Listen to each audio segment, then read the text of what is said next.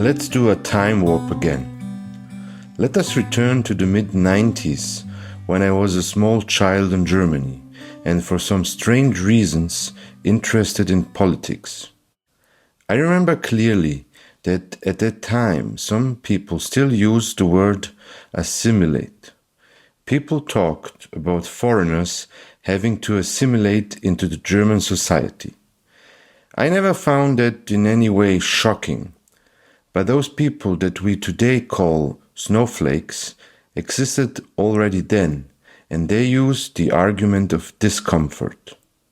So over time, everybody switched to the word integration.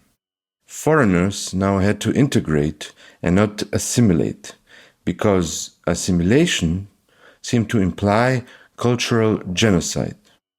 Of course, it was never clear what that means exactly, because if you integrate into the German culture, but at the same time you keep your own from the country you came from, how are we supposed to imagine this cultural Frankenstein to function in reality?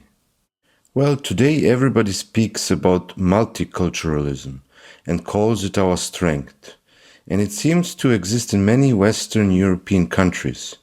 So one could call it German multiculturalism, French multiculturalism, and so on and so forth. What the adjective German, French, or Dutch explains is not clear. In the end, it just states the borders that once described those countries.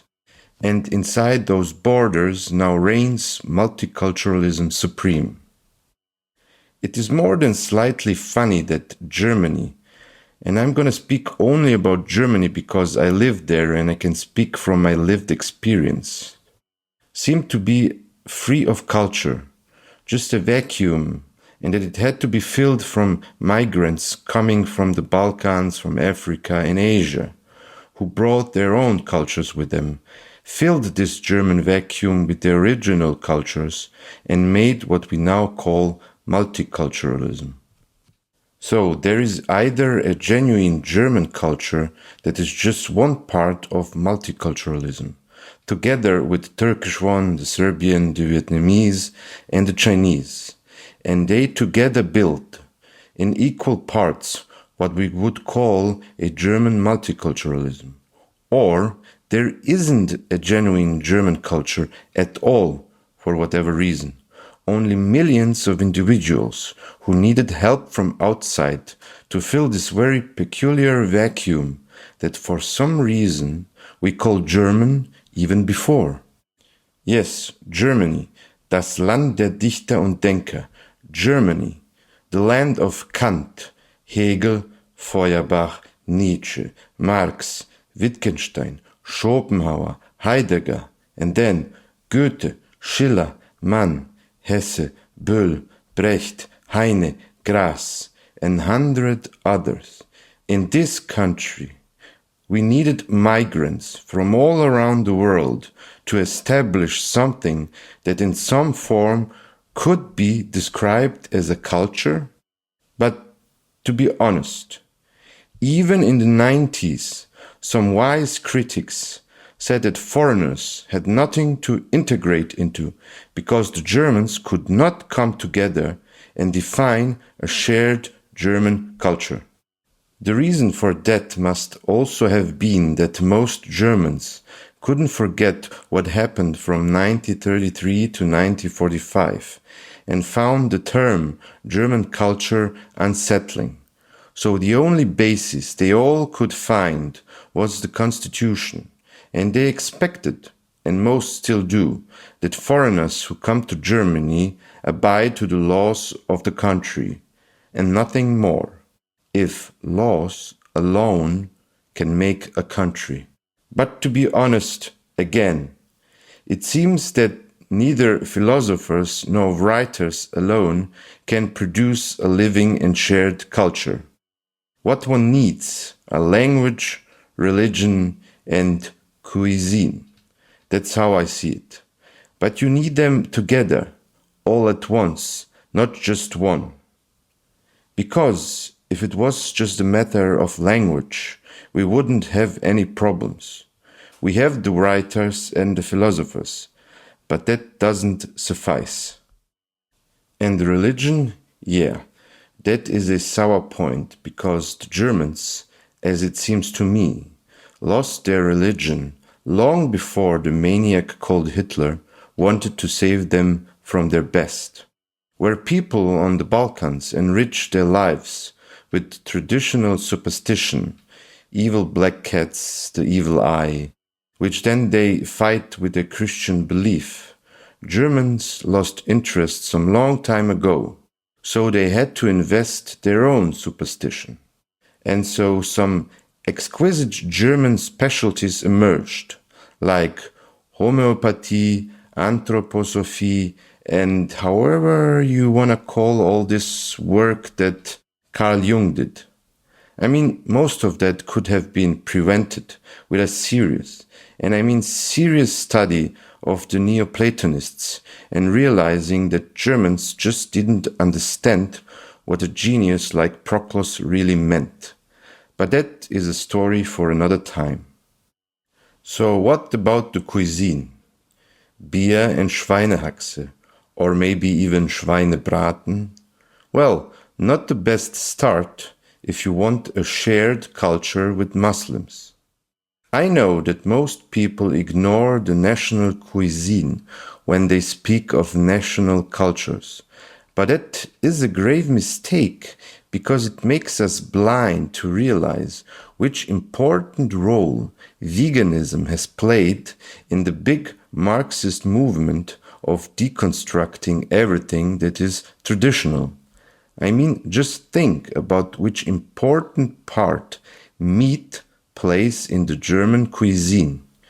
And it is the same with alcohol.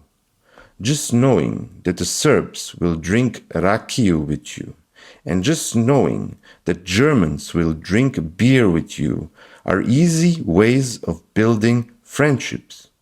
A meal together is what builds communities. And then, slowly, over the years, the anointed, how Thomas Sowell beautifully calls them, started a war on alcohol, making you feel evil if you offer people an alcoholic beverage, which many years later also happened to food.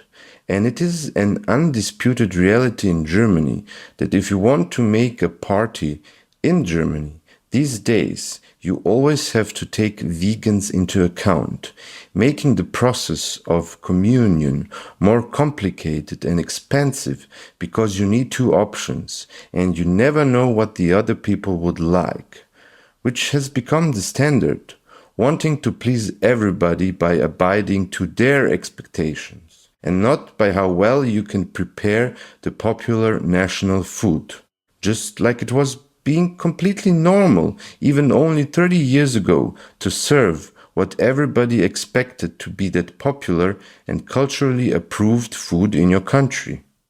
That is the deconstruction of society through destruction of the national cuisine. And in reality, it makes people switch over time to vegan food because it is easier and it will offend nobody. And what is the matter? The meat eaters can just eat vegan for a meal, for a day, for a week, and before you know it, meat becomes the exemption, not the rule, like it is already happening at more and more schools in Western Europe. Okay, but let us return to the present time. What was this little excursion all about? Well, I wanted to remind you of the high importance of the word culture and that it is not a coincidence that it gets ignored most of the time or used superficially as just a part of another term, multiculturalism. But let me make a second detour before I reach my main point. Many people seem to have fond memories of sitting down for supper with their parents. Sometimes this seems to be the definitive answer for the question, what does it feel to be a part of a family? Filmmakers like to use this iconography. I must say I lack memories like this, and I don't want to imply that I never sat down with my parents for dinner. It is just that my brain didn't find those memories important enough to memorize them and give them important meaning. I remember watching TV with my parents. These memories give me a warm feeling in my belly. I always loved watching TV. I still love it. I always understood the TV set to be a tool to get in touch with society. I grew up in a time when people watched movies and shows, and the day after, everybody talked about it. That was and is shared culture. I turned on the TV to hear what is the topic of discussion. It made me feel connected. Also, I learned a lot from the TV. I remember watching a sitcom on the German TV station ProSieben. I don't know which sitcom it was, but I clearly remember this one scene where one character used, in a very fun way, the word reciproc. That was the first time that I heard the word, and as the language nerd that I am, I looked it up and I fell in love with it. I am full of memories like this, from Serbia and from Germany. And so sometimes I turn on the Greek TV and I start listening to the news, and there are so many words that I don't understand, and so many words that I heard once or twice, and then forgot the meaning of it. And the more I watch it, the more desperate I get, because I just don't know how to learn a fourth language.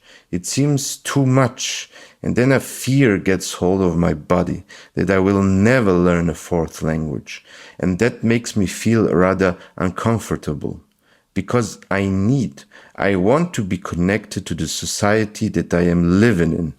And sometimes I think I should turn on the Serbian TV and bath in the glory of understanding the language, but I don't do it, because I'm not really interested in knowing what happens in a country that I am not living in, because while I am in Greece, why should I feel connected to a society that is so far away? I don't need that.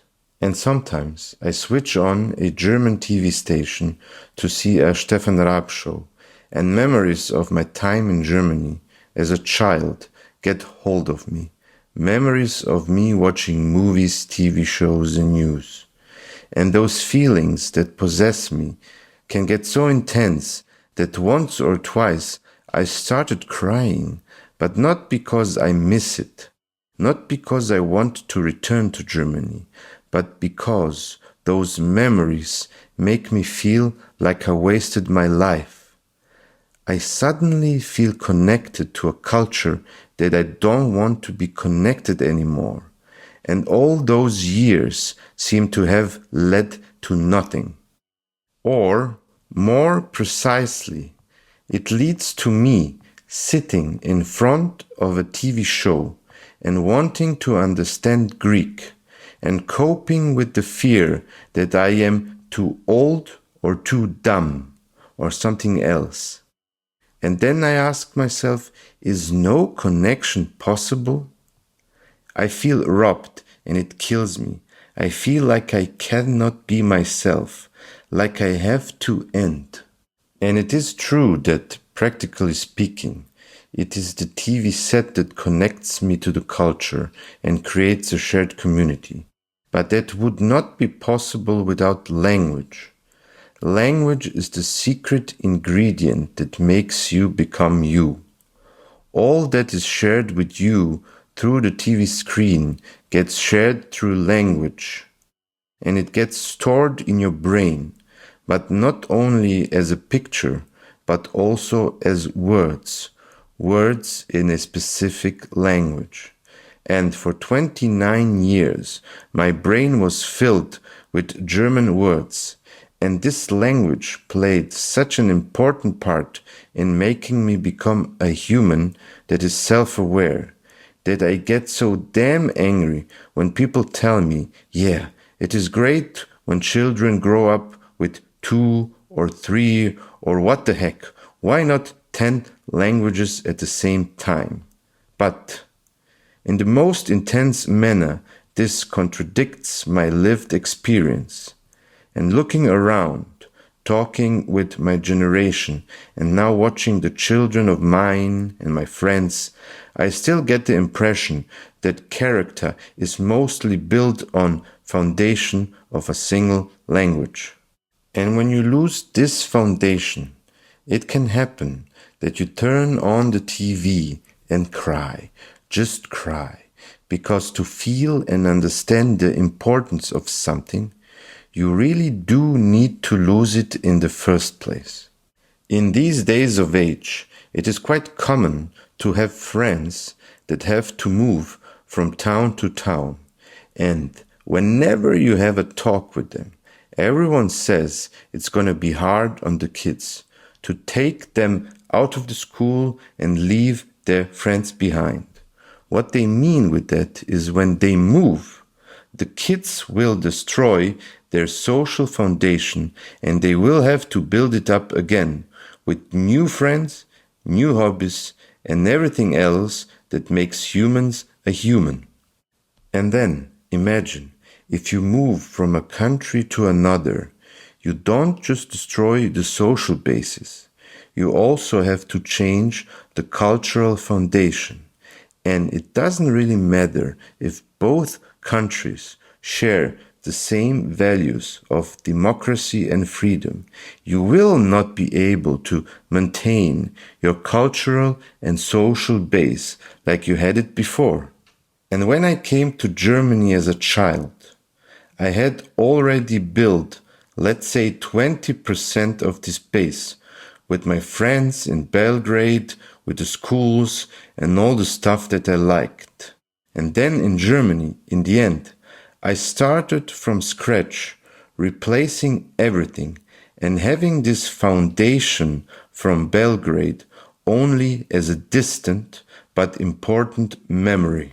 And now, in Greece, I have this need for a new foundation. I don't want to be the stranger in a strange land. I want to arrive as far as possible. And to do that, I need the language, like I did it already twice. But the language seems to avoid me the best it can, and that scares me, I have to be honest. So, what will the future bring? How is life with a foreign foundation in another country? I don't know, but I fear I will have to experience it.